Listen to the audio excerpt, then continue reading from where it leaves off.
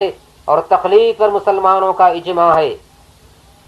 اتبعوا السواد العظم فإنه من شد شد في النار، بڑے گروہ کی پیروی کرو کیونکہ جو جماعت مسلمانوں سے علیحدہ رہا، کیونکہ جو جماعت مسلمین سے علیحدہ رہا وہ علیحدہ کر کے جہنم میں بھیجا جائے گا۔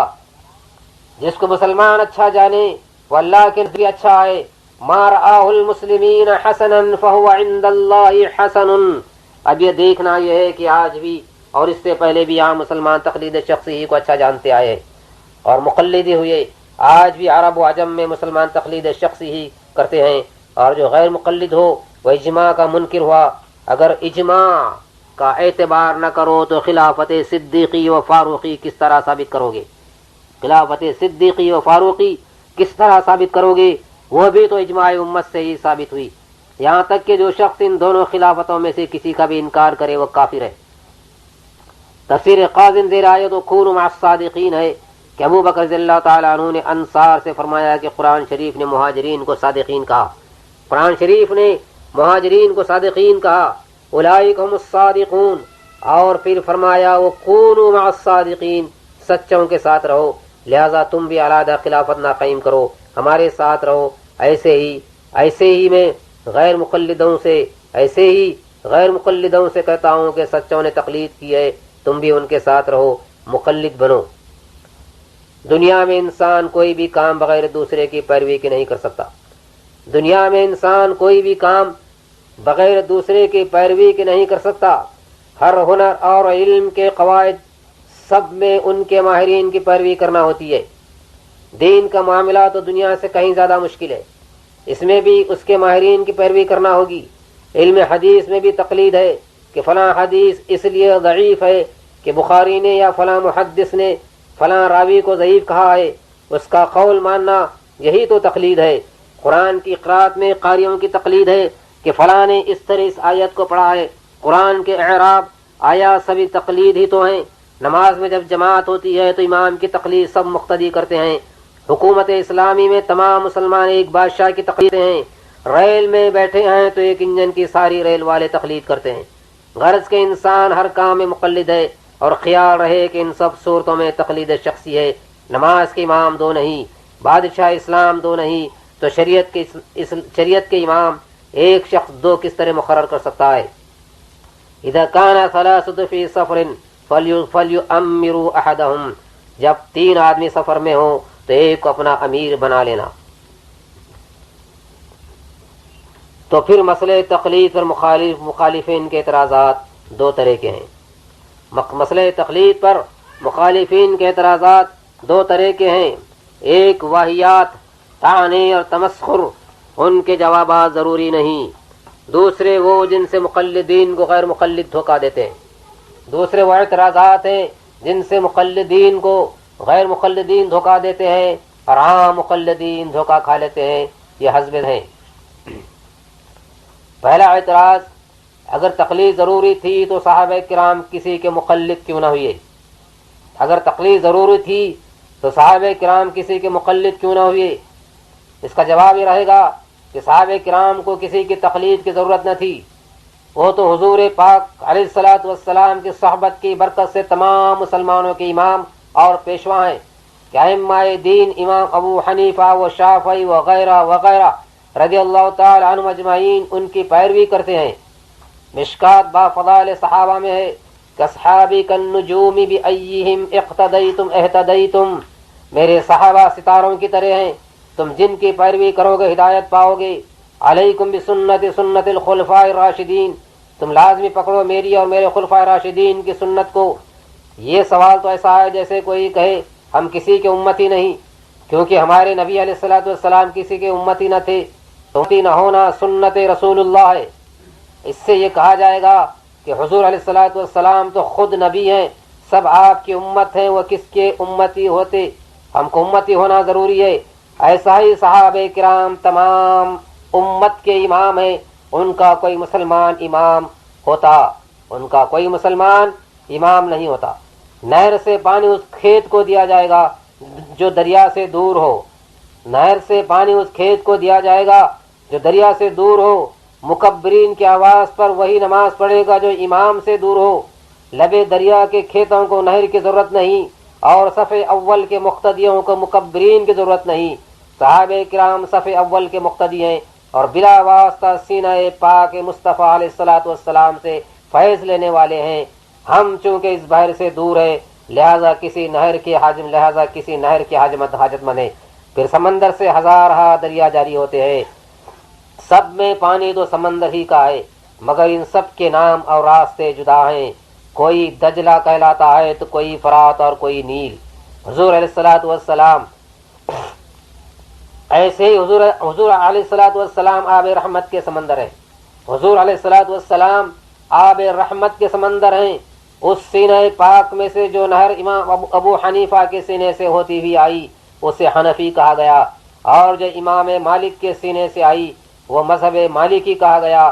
پانی سب کا ایک ہے مگر نام جدا گانا، اور ان ناموں کی ہمیں ضرورت تھی نہ کہ صحابہ کرام کو۔ جیسے حدیث کی اسناد ہمارے لیے ہے، صحابہ کرام کے لیے نہیں۔ جیسے حدیث کی اسناد ہمارے لیے ہے، صحابہ کرام کے لیے نہیں۔ رہبری کے لیے اچھا دوسرا اعتراض یہ ہے کہ رہبری کے لیے قرآن و حدیث کافی ہیں۔ بعض غیر مخلد کہتے ہیں کہ رہبری کے لیے قرآن و حدیث کافی ہے، ان میں کیا نہیں جو کہ فقہ سے حاصل کریں۔ قرآن فرماتا ہے ولا رطب ولا یابس الا فی کتاب مبین، ولا رطب ولا یابس الا فی کتاب مبین، اور نہ ہے کوئی تر اور خشک چیز جو ایک روشن کتاب میں لکھی نہ ہو، وَلَقَدْ يَسَّرْنَا الْقُرْآنَ لِلذِّكْرِ فَهَلْ مِن مُدَّكِرٍ، اور بے شک ہم نے قرآن یاد کرنے کے لیے آسان فرما دیا تو ہے کوئی یاد کرنے والا۔ غیر مخلد کہتے ہیں کہ ان آیاتوں سے معلوم ہوا کہ قرآن میں سب ہے اور قرآن سب کے لیے آسان بھی ہے، تو پھر کس لیے مجتہد کے پاس جائیں؟ تو سنیے اس کا جواب۔ قرآن و حدیث بے شک رہبری کے لیے کافی ہے، اور ان میں سب کچھ ہے، مگر ان سے مسائل نکالنے کی قابلیت ہونا چاہیے۔ سمندر میں موتی ہیں، مگر ان کو نکالنے کے لیے غوطہ خور کی ضرورت ہے۔ ائمہ دین اس سمندر کے غوطہ زن ہیں۔ طب کی کتابوں میں سب کچھ لکھا ہے، مگر ہم کو حکیم کے پاس جانا اور اس سے نسخہ تجویز کرانا ضروری ہے۔ ائمہ دین بھی طبیب ہیں۔ وَلَقَدْ يَسَّرْنَا الْقُرْآنَ، قرآن میں فرمایا گیا ہے کہ ہم نے قرآن کو حفظ کرنے کے لیے آسان کیا ہے، نہ کہ اس سے مسائل استنباط کرنے کے لیے۔ اگر مسائل نکالنا آسان ہے تو پھر حدیث کی بھی کیا ضرورت ہے؟ اگر مسائل نکالنا آسان ہے تو حدیث کی بھی کیا ضرورت ہے؟ قرآن میں سب کچھ ہے اور قرآن آسان ہے، نیز پھر قرآن سکھانے کے لیے نبی کیوں آئے؟ قرآن میں ہے وَيُعَلِّمُهُمُ الْكِتَابَ وَالْحِكْمَةَ، اور وہ نبی ان کو کتاب اللہ اور حکمت کی باتیں سکھاتے ہیں۔ قرآن و حدیث روحانی دعائیں ہیں، امام روحانی طبیب۔ ان کا یہ بھی اعتراض ہے کہ قرآن کریم نے تخلیق کرنے والوں کی برائی فرمائی ہے۔ قرآن کریم نے تخلیق کرنے والوں کی برائی فرمائی ہے۔ فرماتا ہے اتخذوا احبارهم ورهبانهم اربابا من الله فان تنازعتم في شيء فردوه الى الله ورسوله وان هذا صراط مستقيما فاتبعوه ولا تتبعوا السبل فتفرق بكم قالوا بل نتبع ما الفينا عليه آباءنا۔ ان آیات اور ان جیسی دوسری آیات سے معلوم ہوتا ہے کہ اللہ اور رسول کے حکم کے سامنے اماموں کی بات ماننا طریقہ کفار ہے، اور سیدھا راستہ ایک ہی ہے۔ چار راستے حنفی، شافعی وغیرہ ٹیڑھے راستے ہیں وغیرہ وغیرہ، یہ غیر مخلدین کا اعتراض ہے۔ تو آئیے اس کا جواب دیکھیں کہ جس تقلید کی قرآن کریم نے برائی فرمائی ہے وہ احبار، رہبان اور یہودیت و نصرانیت وغیرہ کے خلاف اسلام راستے ہیں۔ یہودیت و نصرانیت کے خلاف اسلام راستے ہیں۔ یہاں اس بات پر صد افسوس کہ اکثر غیر مقلدین وہابی اور خارجی حضرات قرآن کریم کے اکثر ان آیاتوں کو جو کفار کے بارے میں نازل ہوئی ہیں مسلمانوں پر چسپان کرتے ہیں۔ وَلَا تَتَّبِعُوا السُّبُلَ میں یہودیت و نصرانیت وغیرہ خلاف اسلام راستے مراد ہیں۔ حضرت امام نووی رحمۃ اللہ علیہ فرماتے ہیں کہ یہ لوگ یعنی وہابی و خوارج قرآن مجید کے معنی اور تعویل میں تحریف کریں گے اور غلط مطلب نکالیں گے۔ چنانچہ کان ابن عمر یراہم شرار خلق اللہ، وقال انهم انطلقوا الى آیات نزلت فی الکفار فجعلوها علی المؤمنین، بخاری شریف ملاحظہ ہو۔ یعنی حضرت ابن عمر رضی اللہ تعالیٰ عنہ خارجیوں کو اللہ تبارک و تعالیٰ کی تمام مخلوق میں زیادہ برا جانتے تھے، اور فرماتے تھے کہ یہ لوگ ان آیات قرآنیہ جو کفار کے بارے میں نازل ہوئی ہیں مسلمانوں پر چسپان کرتے ہیں، اور یہی طریقہ آج کل غیر مقلدوں کا ہو گیا ہے، اور یہی طریقہ آج کل غیر مقلدوں کا ہو گیا ہے۔ قرآنی آیات کی تفسیر کے متعلق 3 تشریحات ہیں: قرآن کی تفسیر اور قرآن کی تعویل اور قرآن کی تحریف۔ قرآن کی تفسیر، قرآن کی تعویل اور قرآن کی تحریف۔ تو قرآن کی تفسیر کے معنی ہوئے کہ قرآن کی تفسیر اپنی رائے سے کرنا حرام ہے، قرآن کی تفسیر اپنی رائے سے کرنا حرام ہے، اس کے لیے نقل کی ضرورت ہوتی ہے۔ قرآن کہ وہ احوال بیان کرنا ہے جو عقل سے معلوم نہ ہو سکیں، ان میں نقل کی ضرورت ہو، جیسے آیات کا شان نزول، آیات کا ناسخ و منسوخ ہونا۔ اگر کوئی شخص بغیر حوالے نقل اپنی رائے سے کہہ دے کہ فلاں آیت منسوخ ہے یا فلاں آیت کا شان نزول یہ ہے، تو معتبر نہیں، بلکہ کہنے والا گناہگار ہے۔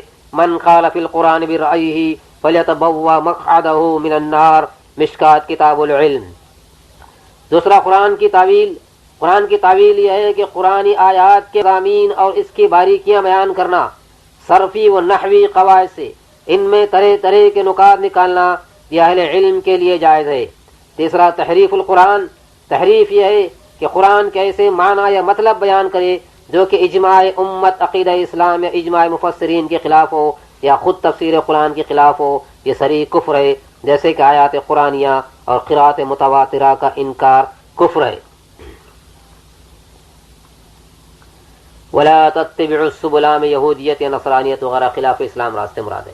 حنفی، شافعی وغیرہ چند راستے نہیں، حنفی شافعی وغیرہ چند راستے نہیں، ایک دریا کی 4 نہریں ہیں، ورنہ پھر تو غیر مقلدین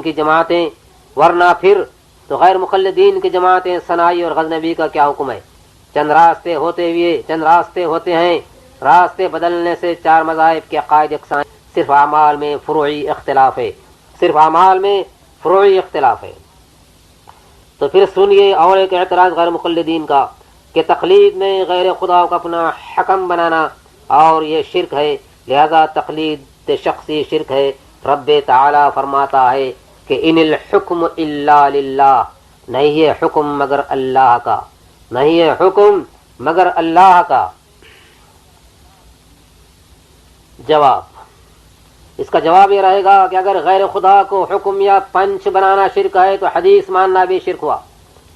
اگر غیر اللہ کو حکم یا پنچ بنانا شرک ہے تو حدیث ماننا بھی شرک ہوا۔ نیز سارے محدثین مفسرین مشرک ہو گئے، نعوذ باللہ، کیونکہ ترمذی، ابو داؤد، مسلم وغیرہ حضرات تو مقلد ہیں، اور امام بخاری وغیرہ مقلدوں کے شاگرد۔ جس روایت میں ایک فاسق راوی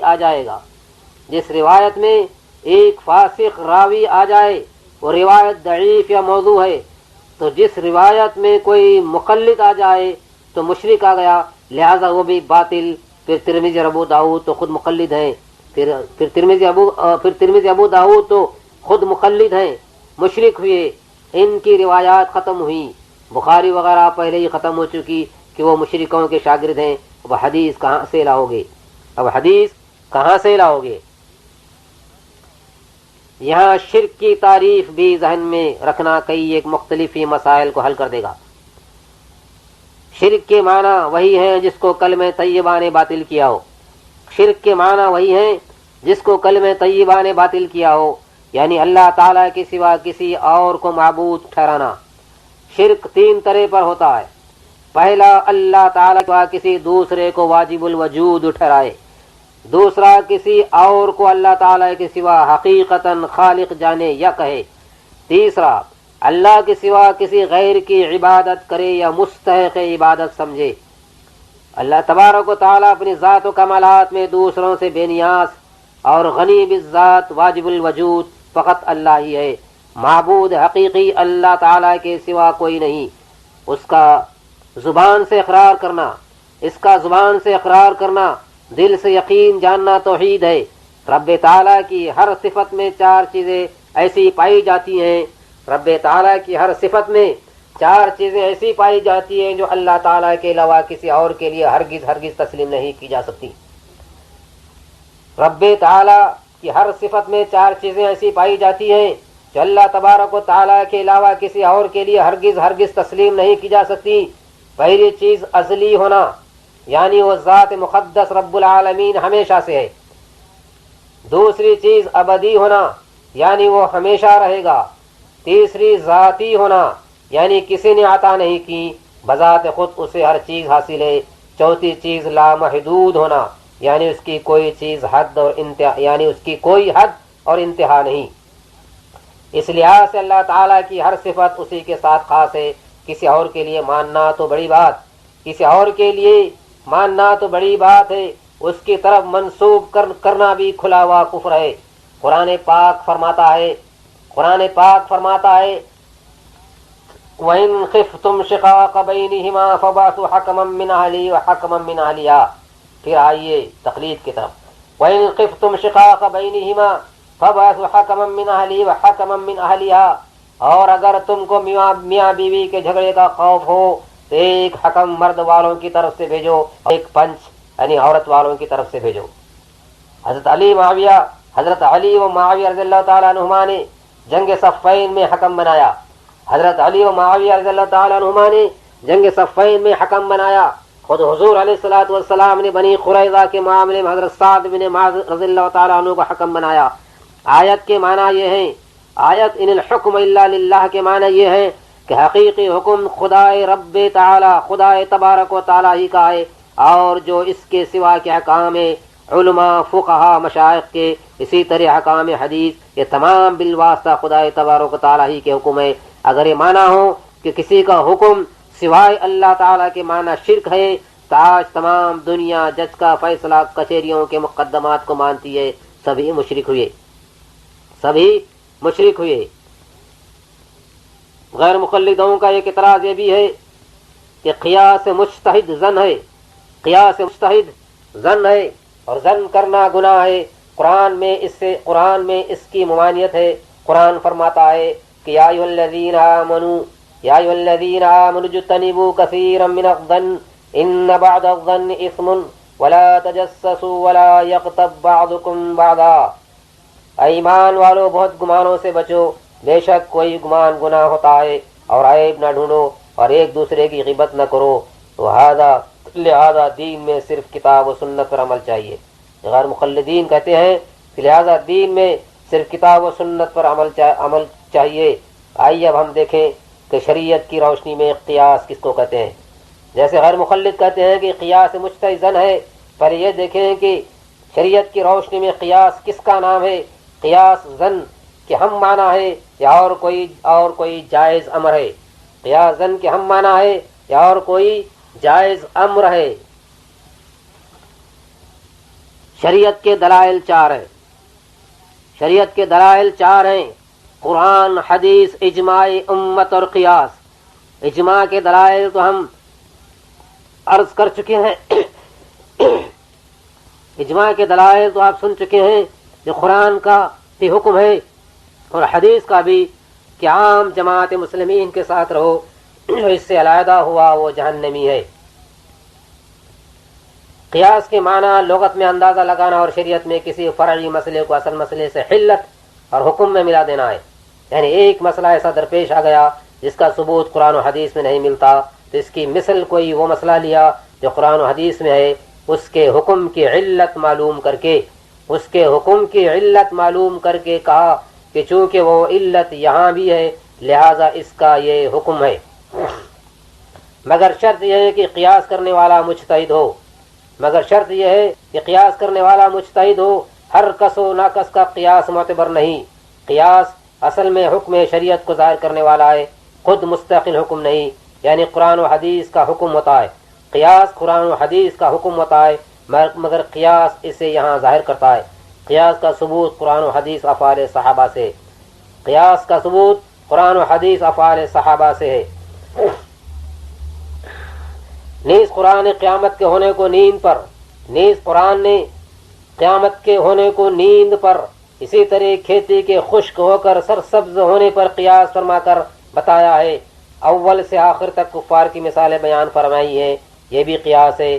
بخاری کتاب الاعتصام میں ایک باب باندھا ہے کہ جو کسی قاعدہ معلومہ کو ایسے قاعدے سے تشبیہ دے جس کا حکم خدا نے بیان فرما دیا ہے تاکہ مسائل اس سے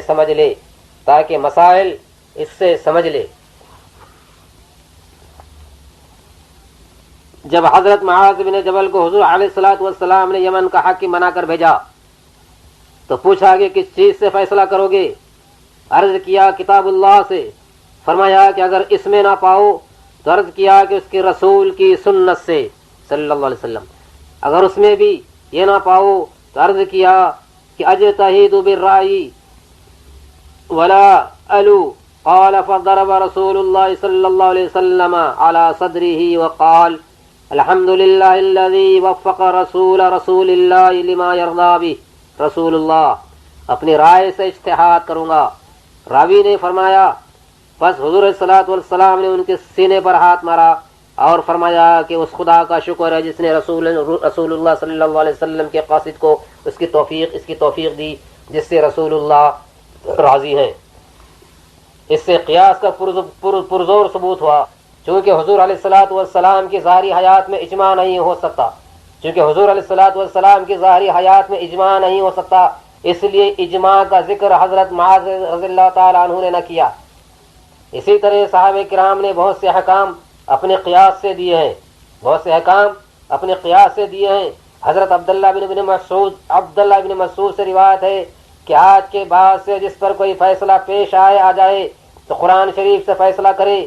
اگر ایسی چیز پیش آ گئی جو قرآن شریف میں نہیں ہے تو اس سے فیصلہ کرے جو اللہ کے نبی صلی اللہ علیہ وسلم نے فیصلہ کیا۔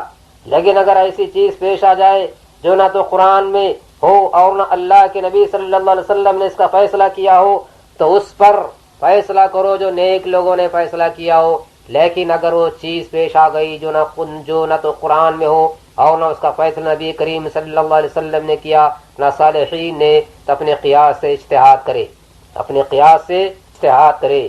ان دونوں حدیثوں میں کتاب سنت، اجماع امت اور قیاس کا ایسا صریح ثبوت ہے کہ اس کا نہ انکار ہو سکتا ہے اور نہ کوئی تعویل۔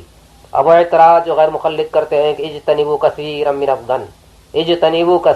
الظن کہ بہت زن سے بچو، اس میں زن سے مراد بدگمانیاں ہیں، یعنی مسلمانوں پر بدگمانیاں نہ کیا کرو، مسلمانوں پر بدگمانیاں نہ کیا کرو۔ اسی لیے اس آیت میں اس کے بعد غیبت وغیرہ کی ممانعت ہے، ورنہ قیاس اور غیبت میں کیا تعلق؟ جب رب تبارک و تعالیٰ فرماتا ہے کہ انما النجوى من الشیطان، مشورہ کرنا شیطان کی طرف سے ہے، تو کیا ہر مشورہ شیطانی کام ہے؟ نہیں، بلکہ جو اسلام اور مسلمانوں کے خلاف مشورے ہوں وہ شیطانی ہے۔ ایسے ہی اور جس قیاس کی برائیاں آئی ہیں وہ قیاس ہے جو حکم خدا کے مقابلے میں کیا جائے، جیسا کہ شیطان نے حکم سجدہ پا کر قیاس کیا اور حکم الہی کو رد کر دیا، یہ کفر ہے۔ اچھا، تو غیر مقلدوں کا اور ایک اعتراض ہے کہ امام ابو حنیفہ فرماتے ہیں کہ جو حدیث صحیح ثابت ہو جائے وہی میرا مذہب ہے، لہٰذا ہم نے ان کے قول حدیث کے خلاف پا کر چھوڑ دیے۔ انشاءاللہ غیر مقلدوں کو اس سے زیادہ دلائل نہ ملیں گے، انہی کو بنا بگاڑ کر یا بڑا چڑھا کر بیان کرتے ہیں۔ تو آئیے اس کا تفصیلی جواب سنیں۔ بے شک امام ابو حنیفہ رحمۃ اللہ علیہ کا یہ حکم ہے کہ اگر میرا قول کسی حدیث کے مقابل واقع ہو تو حدیث پر عمل کرنا میرے مذہب پر عمل کرنا ہے۔ یہ تو امام ابو حنیفہ رحمۃ اللہ علیہ کا انتہائی تقویٰ ہے، اور واقعہ بھی یہی ہے کہ قیاس مجتہد وہاں ہوتا ہے جہاں نص موجود نہ ہو، جہاں نص قرآنی موجود نہ ہو۔ لیکن سوال یہ ہے کہ اس زمانے میں دنیا میں ایسا کون محدث ہے جو حدیث کا اس قدر علم رکھتا ہو کہ تمام احادیث پھر اس کے تمام اسنادوں پر اطلاع رکھتا ہو، اور یہ بھی جانتا ہو کہ امام صاحب نے یہ حکم کس حدیث سے لیا ہو۔ ہم لوگوں کی نظر صحاح ستہ سے آگے نہیں ہوتی، کہ کس طرح فیصلہ کر سکتے ہیں کہ امام کا یہ فرمان کسی حدیث سے ماخوذ نہیں؟ یوں تو حدیث میں بھی آتا ہے کہ اذا بلغکم منی حدیث فاعرضوا علی کتاب اللہ فإن وافقه فاقبلوه وإلا فردوه۔ اگر کوئی چکڑالوی کہے یا غیر مخلد کہے کہ بہت حدیث چونکہ خلاف قرآن ہے اس لیے ہم حدیث کو چھوڑتے ہیں، اور قرآن میں ہے حدیث کو چھوڑتے ہیں، اچھا اور قرآن میں ہے کہ میراث تقسیم کرو، حدیث میں ہے کہ نبی کی میراث تقسیم نہیں ہوتی۔ قرآن میں ہے کہ میراث تقسیم کرو اور حدیث شریف میں ہے کہ نبی کی میراث تقسیم نہیں ہوتی، لہذا تمہارا قول بھی رد ہے، لہذا تمہارا قول بھی رد ہے۔ مزید اعتراض یہ بھی ہے غیر مقلدوں کا کہ امام اعظم کو حدیث نہیں آتی تھی۔ یہ بھی کہتے ہیں کہ امام ابو حنیفہ رحمۃ اللہ علیہ کو حدیث نہیں آتی تھی اس لیے ان کی روایات بہت کم ہیں اور جو ہیں وہ سب ضعیف۔ تو اس کا جواب یہ ہے کہ امام اعظم رحمۃ اللہ علیہ بہت بڑے محدث تھے، بغیر حدیث دانی اس قدر مسائل کیسے استنباط ہو سکتے تھے؟ ان کی کتاب مسند امام ابو حنیفہ اور امام محمد کی کتاب موطا امام محمد سے ان کی حدیث دانی معلوم ہوتی ہے۔ حضرت صدیق اکبر رضی اللہ تعالیٰ عنہ کی روایات بہت کم ملتی ہے، تو کیا وہ محدث نہ تھے؟ کمی روایات احتیاط کی وجہ سے ہے۔ امام صاحب کی روایات صحیح ہیں چونکہ ان کا زمانہ حضور علیہ الصلوۃ والسلام سے بہت قریب ہے، ان کا زمانہ حضور علیہ الصلوۃ والسلام سے بہت قریب ہے۔ بعض لوگ یہ بھی کہتے ہیں کہ تم کہتے ہو کہ 4 مذہب حق ہیں، یہ کس طرح ہو سکتا ہے؟ حق تو صرف ایک ہی ہوگا۔ امام ابو حنیفہ فرماتے ہیں کہ امام کے پیچھے سورہ فاتحہ پڑھنا مکروہ تحریمی ہے، امام شافعی فرماتے ہیں کہ واجب ہے۔ تو یا تو واجب ہوگی یا مکروہ، دونوں مسئلے صحیح کس طرح ہو سکتے ہیں؟ تو سنیے اس کا جواب کہ حق کے معنی یہاں صحیح یا واقع کے موافق نہیں، حق کے معنی یہاں صحیح یا واقع کے موافق نہیں، بلکہ مطلب یہ ہے کہ چاروں مذاہب میں سے کسی کی پیروی کر لو، خدا کے یہاں پکڑ نہ ہوگی، کیونکہ مجتہد کی خطا بھی معاف ہے، کیونکہ مجتہد کی خطا بھی معاف ہے، بلکہ مجتہد خطا بھی کرے تو بھی ایک ثواب پاتا ہے۔ قرآن کریم نے حضرت داؤد علیہ السلام کی اجتہادی خطا، حضرت سلیمان علیہ السلام کی درست رائے بیان فرمایا مگر کسی پر عتاب نہ فرمایا۔ امیر معاویہ اور مولا علی، اسی طرح عائشہ صدیقہ رضی اللہ تعالی عنہ اور حضرت علی رضی اللہ تعالی عنہ میں جنگ بھی ہوئی اور حق امیر معاویہ اور مولا علی، اسی طرح عائشہ صدیقہ اور حضرت علی رضی اللہ تعالی عنہ میں جنگ بھی ہوئی اور حق پر ایک ہی صاحب تھے، مگر دونوں کو حق پر کہا جاتا ہے، یعنی کسی کی پکڑ عند اللہ نہیں ہوگی۔ جنگل میں ایک شخص کو خبر نہیں کہ قبلہ کدھر ہے، اس نے اپنی رائے سے 4 رکعت 4 طرف پڑھی، کیونکہ رائے بدلتی رہی، یہ بھی منہ پھیرتا رہا، قبلہ تو ایک ہی طرف تھا مگر نماز صحیح ہو گئی، چاروں قبلہ درست ہیں، بلکہ مجتہد خطا بھی کرے تو بھی ایک ثواب پاتا ہے۔ مشکات کتاب الامارہ باب العمل فی القضاء میں ہے کہ اذا حکم الحاکم فاجتہد واصاب فلہ اجران واذا حکم فاجتہد فاخطأ فلہ اجر واحد متفق علیہ۔ جبکہ حاکم فیصلہ کرے تو اجتہاد کرے اور صحیح کرے تو اس کو 2 ثواب ہے، اور جب فیصلہ کرے اور اجتہاد کرے اور خطا کرے تو اس کو 1 ثواب ہے۔ اس سے یہ اعتراض بھی اٹھ گیا کہ اگر شافعی رفع یدین کرے تو ٹھیک ہے اور اگر غیر مقلد کرے تو جرم ہے، کیونکہ شافعی حاکم شرع مجتہد ہے، فیصلہ کرا کر رفع یدین کرا رہا ہے، اگر غلطی کرتا ہے تو بھی معاف ہے، اور چونکہ غیر مقلد نے کسی مجتہد سے فیصلہ نہ کرایا لہذا اگر صحیح بھی کرتا ہے تو بھی خطا کار ہے۔ جیسے کہ آج حاکم کے بغیر فیصلہ کوئی شخص خود ہی قانون کو ہاتھ میں لے کر کوئی کام کرتا ہے، مجرم ہے، لیکن اگر حاکم کچہری سے فیصلہ کرا کر وہی کام کیا تو اس پر جرم نہیں، حاکم جواب دہ ہے۔ اگر حاکم نے غلطی کی ہے تو بھی اس کی پکڑ نہیں۔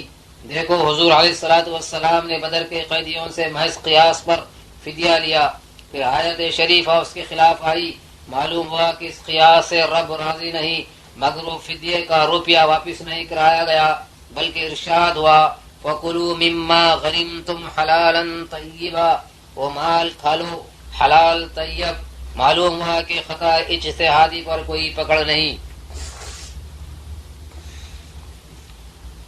ساری دنیا اسلام کے مفسرین، محدثین، علماء کرام، اولیاء اعظام، اتقیاء والصلحاء والصالحین اور عامۃ المسلمین، چار امام ابو حنیفہ، امام مالک، امام الشافعی و حنبلی رضی اللہ تعالی عنہم اجمعین کو امام تسلیم کرتے اور ہر مسئلے میں ان کے اقوال کی تقلید کرتے ہیں.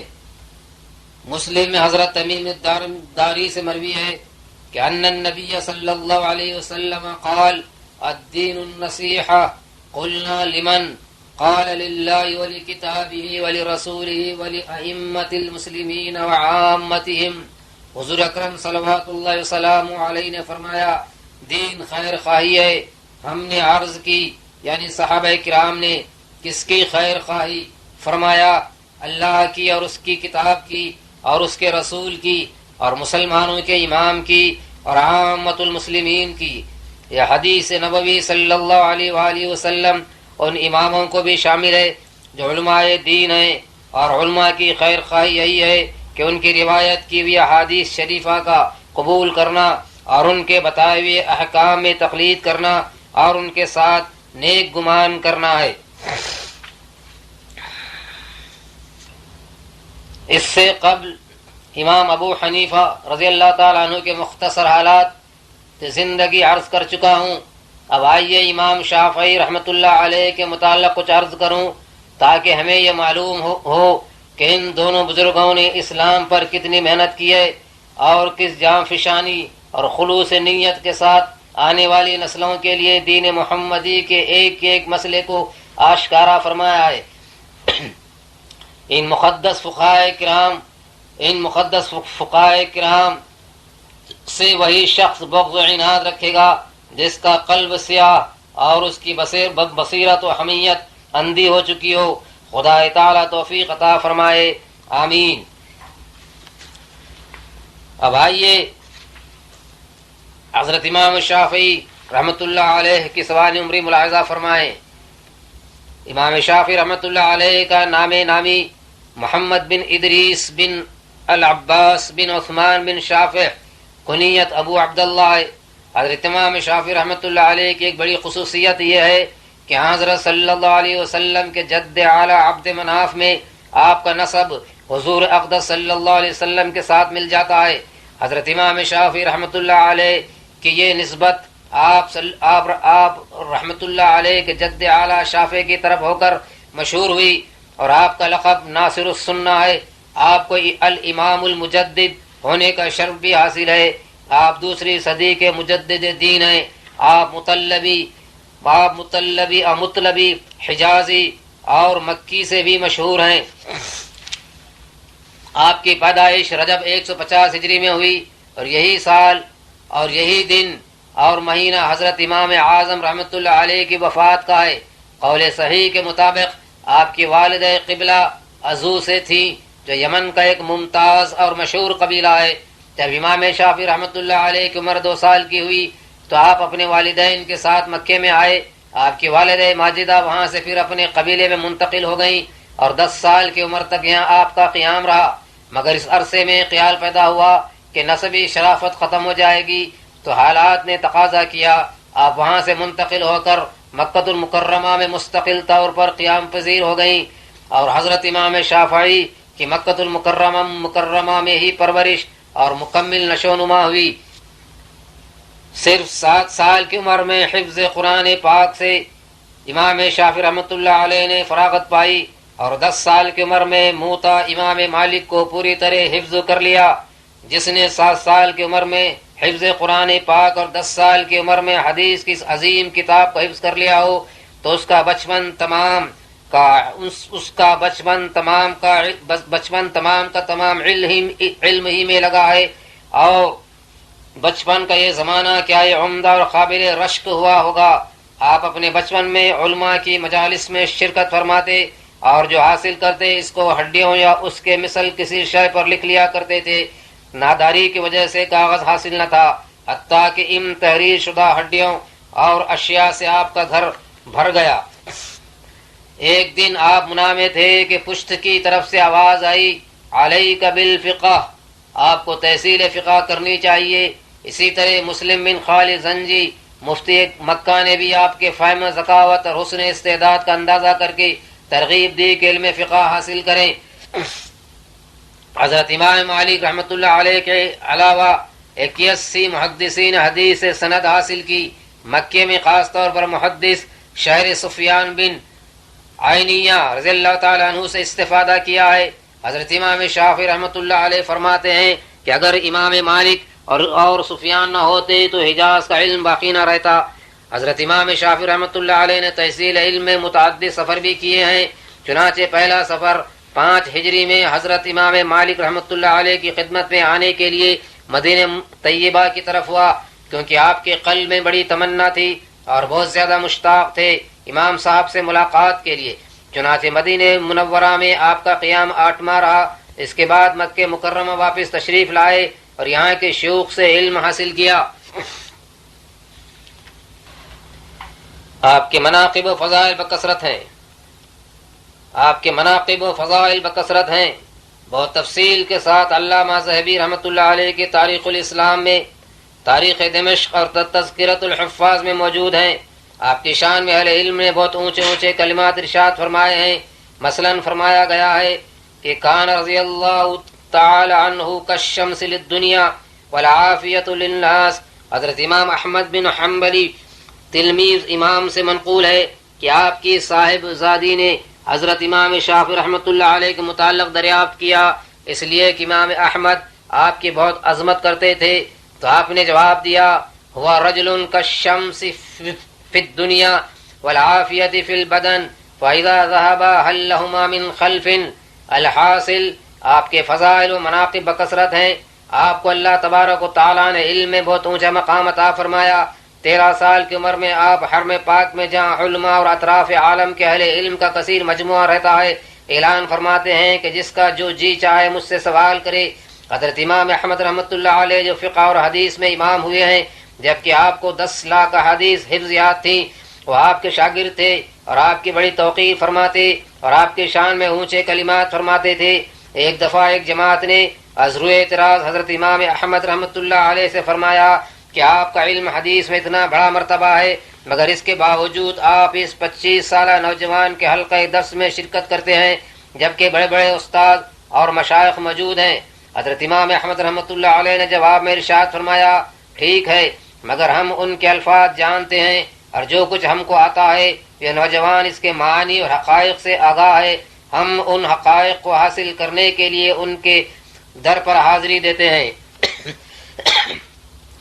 حضرت امام احمد رحمۃ اللہ علیہ نے مزید یہ بھی ارشاد فرمایا کہ مخلوق پر فقہ کا دروازہ بند تھا، حق تبارک و تعالیٰ نے اس دروازے کو آپ کی وجہ سے کھول دیا۔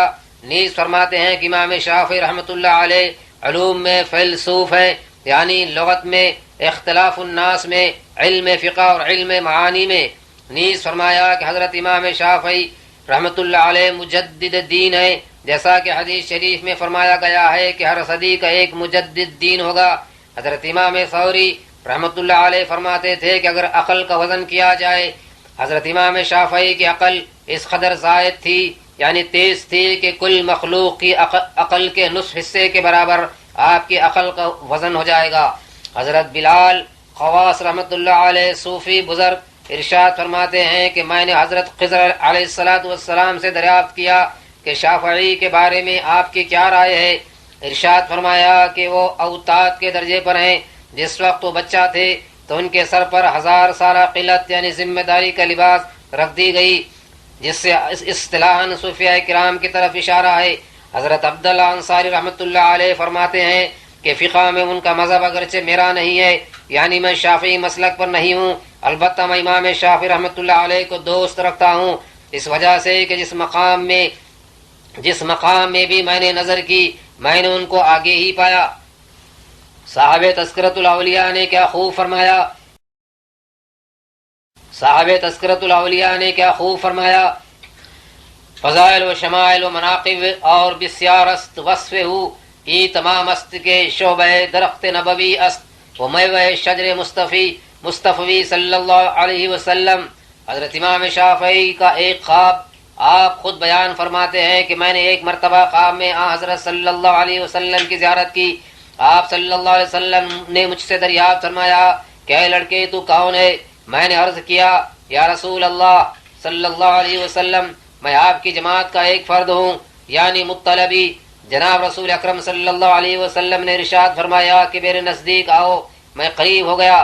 آپ صلی اللہ علیہ وسلم نے اپنے دہنے مبارک کا لعاب میرے منہ میں ڈال دیا. جس وقت آپ صلی اللہ علیہ وسلم کے دہنے مبارک کا لعاب میرے ہونٹ، منہ اور زبان پر لگا تو اس کے بعد آپ صلی اللہ علیہ وسلم نے ارشاد فرمایا اب تو جا، اللہ تعالیٰ کی برکات تجھ پر نازل ہوں. کیا مبارک خواب اور کیا ہی مبارک دعا ہے. اسی عرصے میں میں نے خواب دیکھا کہ حضرت علی کرم اللہ تعالی وجہ نے اپنی انگلی سے انگوٹھی نکال کر میری انگلی میں ڈال دی، جس کی برکت سے مجھ میں حضرت علی کرم اللہ تعالی وجہ کا علم سرایت کر گیا. حضرت علی کرم اللہ تعالی وجہ مدینۃ العلم تھے.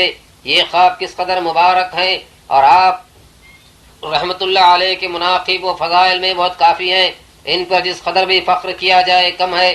ذالک فضل اللہ یؤتیہ من یشاء واللہ ذو الفضل العظیم. حضرت امام مالک رحمت اللہ علیہ فرمایا کرتے تھے کہ میرے پاس علم حاصل کرنے والوں میں محمد بن ادریس شافعی سے بڑھ کر کوئی ذہین اور سمجھدار نہیں آیا. امام شافعی کی قرات امام مالک کو بہت پسند آئی. حضرت امام شافعی رحمت اللہ علیہ کی زندگی علم و عمل میں ایک نمونہ تھی. آپ کا انہماک فی العلم جس درجے پر تھا اسی درجے پر انہماک فی العمل اور انہماک فی العبادت اعلی معیار پر تھا. خاص طور پر آپ کی زندگی میں تلاوت قرآن پاک کے واقعات بکثرت ہیں. رمضان المبارک میں آپ 60 قرآن شریف ختم فرماتے، ایک قرآن دن میں اور ایک رات میں. روایت ہے کہ آپ نے کسی قاری سے قرآن کریم کی اس آیت کو سنا ھذا یوم لا ینطقون، یہ وہ دن ہے کہ کلام نہ کریں گے، اور ولا یؤذن لهم فیعتذرون، ان کو اجازت نہ ملے گی کہ عذر کرنے کی. تو آپ کا چہرہ متغیر ہو گیا اور ایک چیخ ماری اور بے ہوش ہو کر گر پڑے. جب ہوش آیا اور افاقہ ہوا تو یہ دعا کی اللهم انی اعوذ بک من مقام الكذابین ومن اعراض الجاہلین هب لی من رحمتک وجعلنی بسترک واعف عنی بکرمک ولا تکلنی الى غیرک ولا تقنطی من غیرک. آپ سنت کے بہت پابند تھے، سنت پر عمل کرتے، یہاں تک کہ آپ کا ارشاد ہے کہ حدیث صحیح میرا مذہب ہے. جب کبھی نماز پڑھاتے تو آپ کے پڑھنے کا انداز ایسا تھا کہ مقتدی حضرات بھی رونے لگتے. اسی طرح اگر مجلس میں تلاوت فرماتے تو سامعین بھی روتے اور خود بھی خوب روتے حتیٰ کہ بے تاب ہو جاتے. حضرت امام شافعی رحمت اللہ علیہ کی قرات کا سلسلہ 4 استادوں کے بعد ابن ابی کعب رضی اللہ تعالیٰ عنہ تک پہنچتا ہے. آپ کی تصانیف کی تعداد بہت ہے. ملا علی قاری نے ان کی تعداد 113 بتائی ہے. ان میں سے الرسالہ، کتاب الام اور سنن شافعی بہت مشہور ہیں. مسند امام شافعی یہ ان احادیث مرفوعہ سے عبارت ہے جن کو خود امام شافعی رحمت اللہ علیہ اپنے شاگردوں کے روبرو سند کے ساتھ بیان فرمایا کرتے اور روایت کیا کرتے تھے. نیز ان احادیث میں جو حدیثیں ابو العباس محمد ابن یعقوب الاسم رحمت اللہ علیہ نے ابن سلیمان رحمت اللہ علیہ سے سن کر کتاب الام اور مبسوط کے ضمن میں جمع کی تھی، ان سب کو ایک جگہ جمع کر کے مسند امام شافعی نام رکھ دیا. حضرت امام شافعی رحمت اللہ علیہ سے پہلے فقہ حنفی اور فقہ مالکی خوب پھیل چکا تھا. آپ نے فقہ حنفی اور مالکی کو خوب اچھی طرح حاصل کیا. نیز آپ کو علم حدیث میں بھی کمال درجہ حاصل تھا. امام شافعی رحمت اللہ علیہ نے ہر دو فقہ کو سامنے رکھا اور اپنی تحقیق و اجتہاد کے مطابق احادیث کو پیش نظر رکھتے ہوئے ان سب کو تطبیق و ترجیح کے ساتھ مستقل فقہ شافعی کی بنیاد قائم کر دی اور استنباط مسائل کا کام کیا. حضرت امام شافعی رحمت اللہ علیہ نے ابتدا میں علم حدیث کی طرف توجہ فرمائی تھی اور اس فن سے خصوصی توجہ کے ساتھ لگاؤ اور تعلق تھا. اسی لگاؤ اور تعلق کی وجہ سے آپ نے موطا کو 10 سال کی عمر میں حفظ کر لیا تھا. آپ کے شیوخ میں ان کاملین کے اسماء گرامی میں سر فہرست ہیں جن کو علم حدیث میں امام کا درجہ حاصل تھا. یقیناً آپ نے ان حضرات سے علم حدیث حاصل کیا اور اس میں آپ نے ایک مقام پایا. یہ درست ہے کہ آپ کو فقہات میں زیادہ شہرت ہوئی مگر فقیہ بغیر حدیث پر نظر ہونے کے بن ہی نہیں سکتا۔ امام شافعی پر نظر ڈالنے سے بھی بخوبی واضح ہوتا ہے کہ آپ کو علم حدیث میں کیا درجہ حاصل تھا۔ آپ کا تو ارشاد بھی گزر چکا ہے کہ حدیث صحیح میرا مذہب ہے۔ جس دور میں آپ نے کسب علم کیا یہ دور علم حدیث کی خوب ترقی کا دور تھا۔ حضرت امام شافعی رحمۃ اللہ علیہ نے جمع روایات، تنقید احادیث، اصول روایت اور امتیاز مراتب کے قواعد مرتب کیے۔ آپ نے کتاب العلوم اور الرسالہ وغیرہ میں بکثرت روایات سے استدلال کیا ہے، جس سے حجیت حدیث اور شریعت اسلامیہ میں حدیث کے درجے کا بخوبی اندازہ لگایا جا سکتا ہے۔ زعفرانی رحمۃ اللہ علیہ ارشاد فرماتے ہیں کہ اصحاب حدیث خوابیدہ تھے، امام شافعی نے ان کو بیدار کیا۔ امام شافعی نے ان کو بیدار کیا ہے۔ حضرت امام محمد رحمۃ اللہ علیہ نے اس طرح سے علم حدیث کی سند دی۔ اگر کسی روز اصحاب حدیث کلام کریں گے تو امام شافعی رحمۃ اللہ علیہ کی زبان میں یعنی آپ کو علم حدیث پر ایسی قدرت اور کمال حاصل ہو گیا ہے۔ حضرت امام احمد رحمۃ اللہ علیہ ارشاد فرماتے ہیں کوئی ایسا محدث نہیں ہے جس نے قلم و دوات کو ہاتھ لگایا ہو مگر شافعی کا اس کی گردن پر احسان نہ ہو۔ ہمیں مجمل، مفسر اور ناسخ و منسوخ حدیث کا علم نہیں ہوا یہاں تک کہ ہم امام شافعی کے مجلس میں بیٹھے۔ ایک دن حضرت امام شافعی رحمۃ اللہ علیہ حرم شریف میں تشریف فرما تھے۔ آپ کے گرد ایک ہجوم تھا۔ آپ فرما رہے تھے کہ عراق والو، شام والو، اگر کسی حدیث کے متعلق معلوم کرنا ہو تو مجھ سے دریافت کر لو۔ امام احمد رحمۃ اللہ علیہ کے ساتھ اسحاق بھی تھے۔ انہوں نے فرمایا چلو اس نوجوان سے رسول اللہ صلی اللہ علیہ وسلم کی حدیث کا مطلب معلوم کریں۔ اس حدیث کا مطلب معلوم کرے۔ رات کے وقت پرندوں کو ان کے گھونسلوں سے نہ اڑاؤ۔ حدیث شریف ہے کہ رات کے وقت پرندوں کو ان کے گھونسلوں سے نہ اڑاؤ۔ امام احمد رحمۃ اللہ علیہ نے اس حدیث کی بابت سوال پیش کیا۔ حضرت شافعی رحمۃ اللہ علیہ نے ارشاد فرمایا اہل عرب قبول اسلام سے پہلے جب رات کو سفر پر جاتے تو پرندوں سے شگون لیتے اور پرندوں کو ان کے گھونسلوں سے اڑاتے۔ اگر پرندہ دائیں طرف اڑتا تو سمجھتے کہ سفر کامیاب، اور اگر بائیں طرف اڑتا تو سفر سے باز رہتے اور نہ جاتے۔ لہذا حضرت صلی اللہ علیہ وسلم نے ارشاد فرمایا کہ اس کی کوئی حقیقت نہیں، ہر کام اللہ کے بھروسے پر ہے۔ پرندوں کو رات کے وقت ان کے گھونسلوں سے نہ اڑاؤ۔ امام اسحاق نے فرمایا ماشاء اللہ، اگر ہمارا سفر عراق سے حجاز تک اس حدیث کی شرح کے مقصد کے لیے ہوتا تو کامیاب تھا۔ بے شک اس نوجوان کا دعویٰ سچا ہے۔ امام شافعی رحمۃ اللہ علیہ آپ کی وفات رجب 204 ہجری میں ہوئی۔ عمر شریف 54 برس کی تھی۔ آخر رجب شب جمعرات یا شب جمعہ میں ہوئی۔ نماز مغرب سے فراغت پا چکنے کے بعد اور آپ کی قبر مبارک مصر میں بمقام خرافہ ہے جہاں آپ بعد اثر دفن کیے گئے۔ رحمہ اللہ رحمتہ واسعۃ الی یوم القیامہ۔ حضرت ربیع قسیم رحمۃ اللہ علیہ ارشاد فرماتے ہیں کہ میں نے حضرت امام شافعی رحمۃ اللہ علیہ کی وفات سے چند یوم قبل خواب دیکھا کہ حضرت آدم علیہ السلام کی وفات ہو گئی اور ایک بڑی تعداد مخلوق کی اس بات کا ارادہ کر رہی ہے کہ آپ کے جنازے کو باہر لائیں اور اٹھائیں۔ جب میں بیدار ہوا تو میں نے اس خواب کی تعبیر کسی معبر سے معلوم کی۔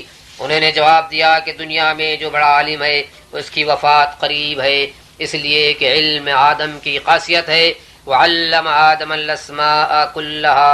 اس کے بعد حضرت امام شافعی رحمۃ اللہ علیہ کی وفات ہو گئی۔ حضرت رفیع بن سلیمان فرماتے ہیں کہ میں نے امام شافعی رحمۃ اللہ علیہ کو بعد وفات خواب میں دیکھا اور دریافت کیا کہ خداوند تعالیٰ نے آپ کے ساتھ کیا معاملہ فرمایا۔ آپ نے جواب میں فرمایا کہ اللہ تبارک و تعالیٰ نے مجھ کو کرسی پر بٹھایا، سونے اور مروارید مجھ پر بکھیرے اور مجھ پر بہت ہی زیادہ رحمت نازل فرمائی۔ در حقیقت کامل مومن اور عمل کے ساتھ عالم خدا کی نگاہ میں بہت مقبول ہے۔ ساری دنیا اسلام کے مفسرین، محدثین، علماء کرام، اولیاء و اتقیاء و صلحاء و صالحین اور عامۃ المسلمین، چار ائمہ ابو حنیفہ، امام مالک و امام شافعی و حنبلی رضی اللہ تعالی عنہم اجمعین کو امام تسلیم کرتے اور ہر مسئلے میں ان کے اقوال کی تقلید کرتے ہیں۔ رسول اکرم صلی اللہ علیہ وآلہ وسلم نے ارشاد فرمایا دین خیر خواہی ہے. ارشاد فرمایا کہ دین خیر خواہی ہے. مسلم میں حضرت تمیم الداری سے مروی ہے کہ ان النبی صلی اللہ علیہ وسلم قال الدین النصیحہ. قلنا لمن؟ قال للہ ولکتابہ ولرسولہ ولأئمة المسلمین وعامتہم. حضور اکرم صلوات اللہ سلام علیہ نے فرمایا دین خیر خواہی ہے. ہم نے عرض کی یعنی صحابہ کرام نے کس کی خیر خواہی؟ فرمایا اللہ کی اور اس کی کتاب کی اور اس کے رسول کی اور مسلمانوں کے امام کی اور عامت المسلمین کی. یہ حدیث نبوی صلی اللہ علیہ وسلم ان اماموں کو بھی شامل ہے جو علماء دین ہیں. اور علماء کی خیر خواہی یہ ہے کہ ان کی روایت کی ہوئی احادیث شریفہ کا قبول کرنا اور ان کے بتائے ہوئے احکام میں تقلید کرنا اور ان کے ساتھ نیک گمان کرنا. اور آخر میں منکرین تقلید اور منکرین قیاس سے دریافت کرتا ہوں کہ جن چیزوں کی تصریح قرآن و حدیث میں نہ ملے یا بظاہر احادیث میں تعارض واقع ہو وہاں کیا کرو گے؟ مثلا ہوائی جہاز میں نماز پڑھنا کیسی ہے؟ اسی طرح اگر جمعہ کی نماز میں رکعت اول میں جماعت تھی اور دوسری رکعت میں جماعت پیچھے سے بھاگ گئی، اب ظہر پڑھیں یا جمعہ؟ اسی طرح دیگر مسائل قیاسیہ میں کیا جواب ہوگا؟ اسی لیے بہتر ہے کہ کسی امام کا دامن پکڑ لو. اللہ تعالیٰ توفیق عطا فرمائے. آمین ثم آمین. وصلی اللہ تعالی علی سیدنا نبینا وحبیبنا وشفیعنا ومولانا محمد وعلى آلہ وصحابہ وبارک وسلم. اللهم اهدنا فيمن هديت وعافنا فيمن عافيت وتولنا فيمن توليت وبارك لنا فيما أعطيت وقنا شر ما قضيت فإنك تقضي ولا يقضى عليك إنه لا يذل من واليت ولا يعز من عاديت تباركت ربنا وتعاليت فلك الحمد على ما قضيت نستغفرك ونتوب إليك. اللهم اهدنا الصراط المستقيم صراط الذين أنعمت عليهم غير المغضوب عليهم ولا الضالين. اللهم اصلحنا واصلح فساد قلوبنا واصلح فساد أعمالنا واصلح فساد ولاة أمورنا واصلحنا بما صلحت به عبادك الصالحين وحشرنا تحت لواء سيد المرسلين وادخلنا الجنة الفردوس الأعلى مع الأبرار والصديقين والشهداء والصالحين وحسن أولئك رفيقا. سبحان ربك رب العزة عما يصفون وسلام على المرسلين والحمد لله رب العالمين.